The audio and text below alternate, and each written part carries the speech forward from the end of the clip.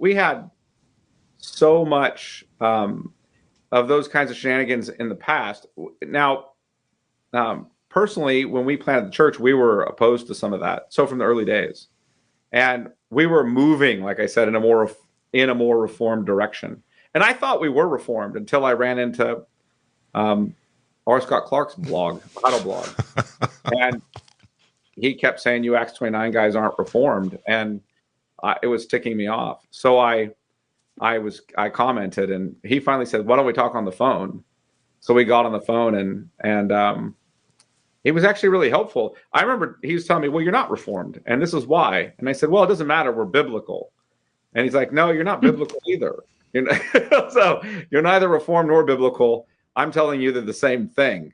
And I was like, "This guy is so arrogant. He thinks that, so narrow and mean, and if only he were more latitudinarian. I just think that he didn't see it the way he should, and so."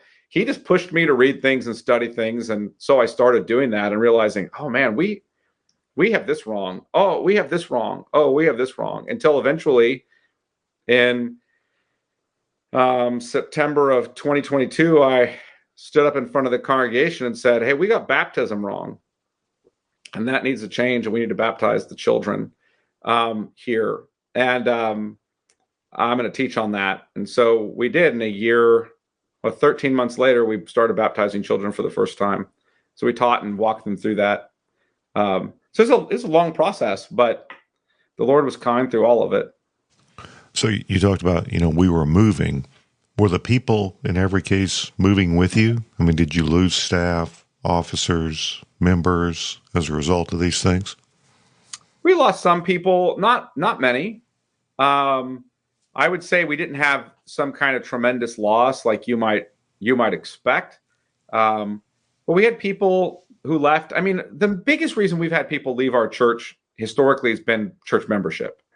And that's, because you have a Calvary Chapel movement is pretty pervasive in California, and church membership is just almost a wicked idea. So we lost people over that. Over Calvinism, but because you wanted to have membership, accountable members, and they didn't. Correct. They wanted to be free, and we wanted to practice church discipline, which none of these people had ever seen in their lives, and we had never seen. So we were trying to figure out, how do you even do this?